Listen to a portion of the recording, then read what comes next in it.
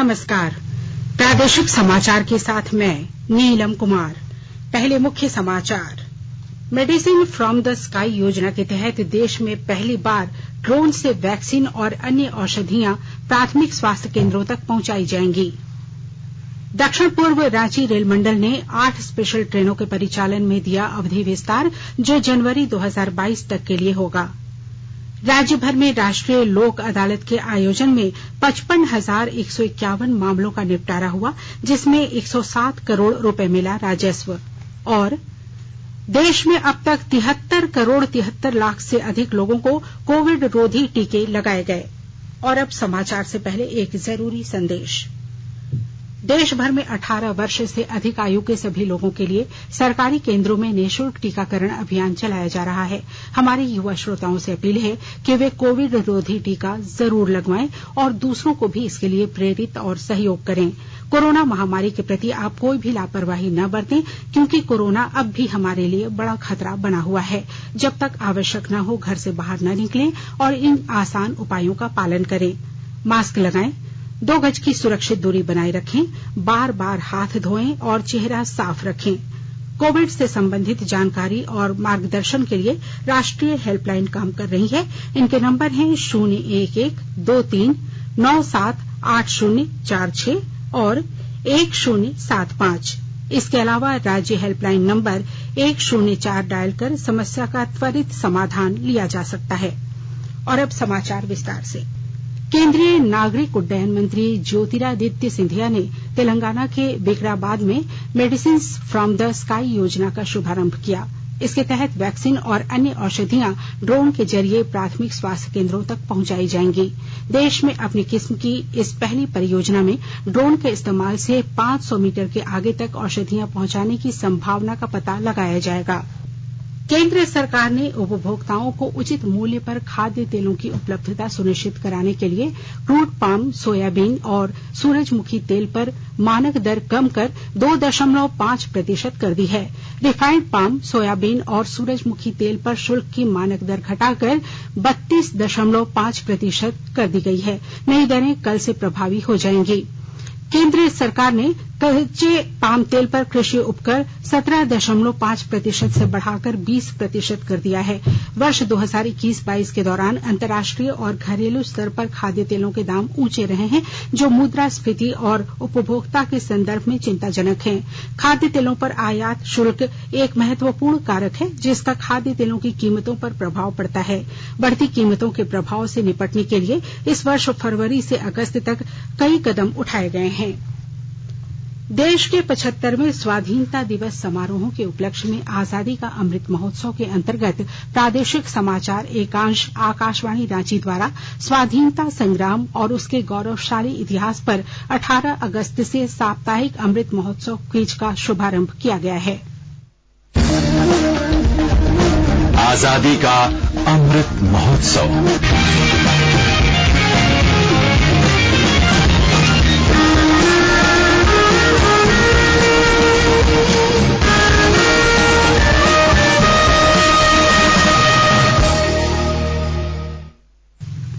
दक्षिण पूर्व रांची रेल मंडल की ओर से 8 स्पेशल ट्रेनों के परिचालन में अवधि विस्तार दिया गया है। यह विस्तार जनवरी 2022 तक के लिए होगा। इन ट्रेनों के लिए यात्रियों से 30% अधिक किराया लिया जाएगा। रेलवे के अनुसार सभी ट्रेनें पूर्णतः आरक्षित रहेंगी और इनकी समय सारणी, कोच संयोजन और ठहराव पूर्ववत रहेंगे। इनमें हटिया यशवंतपुर ट्रेन 28 सितंबर से 28 दिसंबर तक, हटिया लोकमान्य तिलक टर्मिनल 25 सितंबर से 31 दिसंबर तक, Hatia Purnia court special train 29 सितंबर से 31 दिसंबर तक, रांची हावड़ा स्पेशल ट्रेन 29 सितंबर से 31 दिसंबर तक, वहीं हटिया सलामपुर स्पेशल ट्रेन 29 सितंबर से 31 दिसंबर तक, हटिया आनंद विहार टर्मिनल 4 अक्टूबर से 30 दिसंबर तक, Hatia Anand Vihar terminal train number 02579 1 अक्टूबर से 31 दिसंबर तक और हटिया बेंगलुरु कैंट साप्ताहिक को 2 अक्टूबर से 25 अक्टूबर तक विस्तार दिया गया है। मेडिकल कॉलेजों में नामांकन के लिए होने वाली राष्ट्रीय पात्रता परीक्षा आज झारखंड सहित देश भर में आयोजित की गई है। राज्य में रांची, बोकारो, जमशेदपुर और हजारीबाग में परीक्षा केंद्र बनाए गए हैं। राजधानी रांची में परीक्षा के लिए 20 केंद्र बनाए गए हैं। इसमें लगभग 12,000 अभ्यर्थी भाग ले रहे हैं। परीक्षा दोपहर 2 बजे से शाम 5 बजे तक होगी। परीक्षार्थियों को 11:30 बजे से प्रवेश दिलाया गया है। परीक्षार्थियों को कोरोना गाइडलाइंस का पालन करना अनिवार्य होगा। प्रधानमंत्री कार्यालय के निर्देश पर धनबाद में आई कोयला मंत्रालय की टीम ने कोयलांचल इलाके के खदानों में लगी आग पर काबू पाने के लिए ऑस्ट्रेलियन तकनीक का उपयोग करने की सलाह दी है। तकनीकी निदेशक पीयूष कुमार के नेतृत्व में पहुंची टीम ने अग्नि प्रभावित इलाकों का दौरा करने के बाद कहा कि इनकी पहचान के लिए गूगल अर्थ और मैप का सहारा लिया जा सकता है। इसे लेकर हाई पावर समिति की प्रत्येक गतिविधि की मॉनिटरिंग पीएमओ द्वारा की जा रही है। पीएमओ का एजेंडा स्पष्ट है। इसको लेकर समिति की बैठक पीएमओ के शीर्ष अधिकारी की अध्यक्षता में 14 सितंबर को नई दिल्ली में होने वाली है। बिजली बिल की वसूली के लिए कल से राजधानी रांची में विशेष अभियान चलाया जाएगा। इसके लिए प्रत्येक विद्युत कार्यपालक अभियंता को प्रशाखावार 2-2 राजस्व टीम बनाने को कहा गया है। इनमें कनीय विद्युत अभियंता, वरीय फील्ड कर्मी और ऊर्जा मित्र शामिल होंगे। टीम बकायेदारों से बिल का भुगतान करने का आग्रह करेगी। बिल जमा नहीं करने पर लाइन काट दी जाएगी। राज्य में पिछले 24 घंटों के दौरान कोरोना के 7 नए मरीज मिले हैं। इनमें रांची के 3, पश्चिमी सिंहभूम के 2, लातेहार और पूर्वी सिंहभूम से 1-1 मामले सामने आए हैं। राज्य में फिलहाल कोरोना के सक्रिय मरीजों की संख्या घटकर 128 हो गई है। वहीं राज्य में 21 संक्रमित स्वस्थ हुए हैं। केंद्र सरकार कोविड महामारी के दौरान लोगों की सुविधा के लिए बनाई गई राष्ट्रीय स्तर की हेल्पलाइन नंबर के बारे में लोगों को जागरूक कर रही है। सूचना प्रसारण मंत्रालय अपने विभिन्न विभागों के माध्यम से इन हेल्पलाइन के बारे में जागरूकता बढ़ा रहा है। विभिन्न हेल्पलाइन नंबर इस प्रकार हैं। कोविड संबंधी सवालों के जवाब देने के लिए स्वास्थ्य और परिवार कल्याण मंत्रालय की हेल्पलाइन है 1075।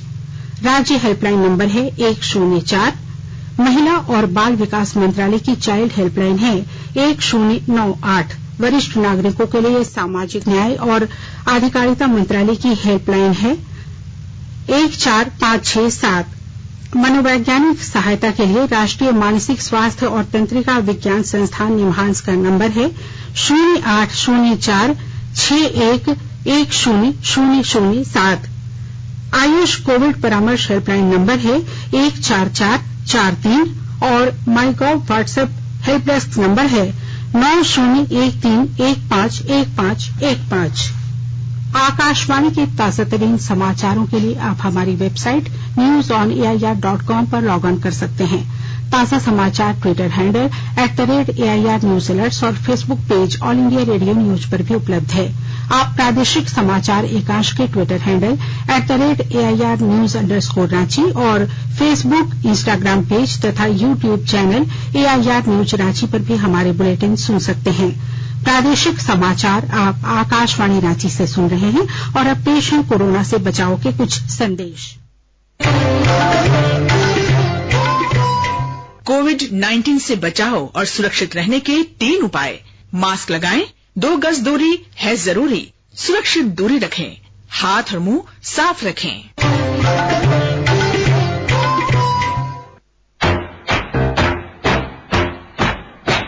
चलो मिलकर एक शुरुआत करें, चलो एक फैसला आज करें, मास्क नहीं तो टोकेंगे, कोरोना को रोकेंगे, चलो एक वादा करते हैं, चलो एक वादा करते हैं, मास्क नहीं तो टोकेंगे, कोरोना को रोकेंगे।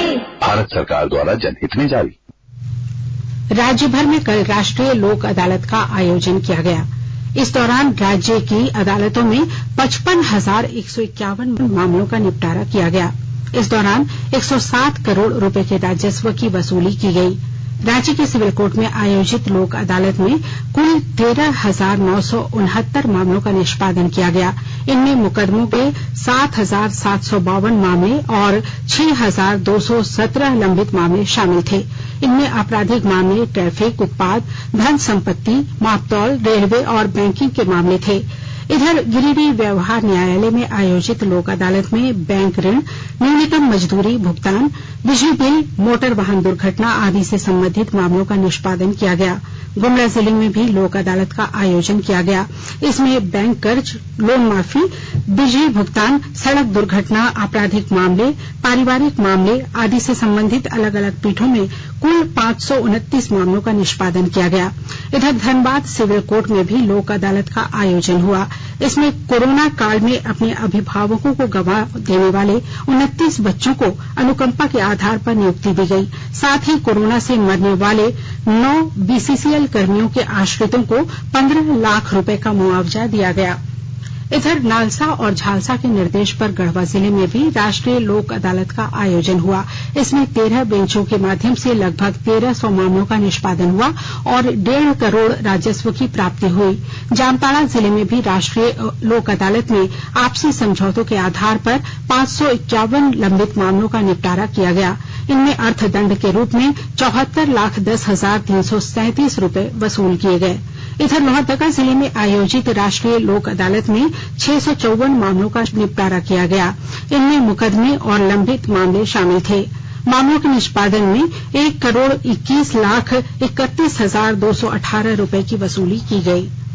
देश में कोविड-19 टीकाकरण आंकड़ा 73 करोड़ को पार कर गया है। अब तक 73 करोड़ 73 लाख कोविड रोधी टीके लगाए जा चुके हैं। स्वास्थ्य मंत्रालय ने बताया कि कल 64,49,000 टीके लगाए गए। 1 करोड़ 89 खुराकें स्वास्थ्यकर्मियों को दी गई, जबकि अग्रिम पंक्ति के कार्यकर्ताओं को 3 करोड़ 23 लाख टीके लगाए जा चुके हैं। 18 से 44 वर्ष आयु वर्ग के लोगों को 33 करोड़ 90 लाख खुराकें दी जा चुकी हैं। 45 से 59 वर्ष आयु वर्ग के लोगों को 20 करोड़ 52 लाख खुराकें दी गई, जबकि 60 वर्ष के आयु वर्ग के लोगों को 14 करोड़ 17 लाख टीके लगाए गए। राजधानी रांची में आज 63 केंद्रों पर कोविड टीकाकरण का काम किया जा रहा है। इसमें 31 शहरी केंद्र और 32 ग्रामीण केंद्रों में कोरोना के टीके लगाए जा रहे हैं। इस अभियान के तहत आज शहरी केंद्रों में 11,300 कोविशील्ड लगाने का लक्ष्य रखा गया है, जबकि 550 लोगों को कोवैक्सीन लगाने का लक्ष्य रखा गया है। इधर ग्रामीण क्षेत्रों में 13,300 कोविशील्ड पूरा करने का लक्ष्य है। गिरिडीह जिले में कुपोषित बच्चों की पहचान कर उन्हें अस्पताल में भर्ती करने का अभियान चलाया जा रहा है। विस्तृत ब्यौरे के साथ हमारे गिरिडीह संवाददाता। गिरिडीह जिले में कुपोषित बच्चों की पहचान कर उसे एमटीसी केंद्र में भर्ती करने का अभियान चलाया गया है। गिरिडीह डीसी राहुल कुमार सिन्हा ने गिरिडीह सदर अस्पताल में 10 बेड का आधुनिक एमटीसी केंद्र का उद्घाटन करते हुए सहिया, आंगनबाड़ी कार्यकर्ता एवं पोषण सखी को कुपोषित बच्चों की पहचान में जुट जाने की अपील की है। नए एमटीसी केंद्र को बच्चों के अनुरूप बनाया गया है। इसमें बच्चों के लिए मनोरंजक तस्वीरें, paintings, cartoons, indoor games, ABCD book उपलब्ध कराया गया है। डीसी ने बताया कि जिले में पोषण सप्ताह 1 सितंबर से 30 सितंबर तक मनाया जा रहा है। रमेश प्रभाकर, आकाशवाणी समाचार, गिरिडीह। गढ़वा जिले के मंझियाव नगर पंचायत क्षेत्र स्थित लोहरपुरवा टोला में कल अपराह्न 3 बजे हुए वज्रपात में एक ही परिवार के 6 सदस्य घायल हो गए। घटना के बाद आसपास के लोगों ने सभी को स्थानीय रेफरल अस्पताल पहुंचाया, जहां पर रेफरल अस्पताल प्रभारी डॉक्टर गोविंद प्रसाद सेठ द्वारा सबका प्राथमिक उपचार किया गया। सभी घायल खतरे से बाहर बताए गए हैं। पश्चिम बंगाल की खाड़ी में आए चक्रवात का असर राज्य में दिखने लगा है। मौसम विभाग की ओर से येलो अलर्ट जारी कर दिया गया है, जिसके अनुसार सिमडेगा, सिंहभूम और सरायकेला में भारी बारिश हो सकती है। विभाग के अनुसार राज्य के कुल्हान और संथाल परगना में भी आज और कल कहीं कहीं भारी बारिश होने की संभावना है। मौसम वैज्ञानिकों के अनुसार 14 सितंबर तक राज्य के विभिन्न इलाकों में हल्के से मध्यम दर्जे की बारिश होने की संभावना है। और अब अंत में मुख्य समाचार एक बार फिर। मेडिसिन फ्रॉम द स्काई योजना के तहत देश में पहली बार ड्रोन से वैक्सीन और अन्य औषधियां प्राथमिक स्वास्थ्य केंद्र तक पहुंचाई जाएंगी। दक्षिण पूर्व रांची रेल मंडल ने 8 स्पेशल ट्रेनों के परिचालन में दिया अवधि विस्तार, जो जनवरी 2022 तक के लिए होगा। राज्य भर में राष्ट्रीय लोक अदालत के आयोजन में 55,151 मामलों का निपटारा हुआ, जिसमें 107 करोड़ रुपए मिला राजस्व। और देश में अब तक 73 करोड़ 73 लाख से अधिक लोगों को कोविड रोधी टीके लगाए गए। इसके साथ ही आकाशवाणी रांची से प्रादेशिक समाचार का ये बुलेटिन समाप्त हुआ। नमस्कार। घर में रहिए, सुरक्षित रहिए और सुनते रहिए आकाशवाणी।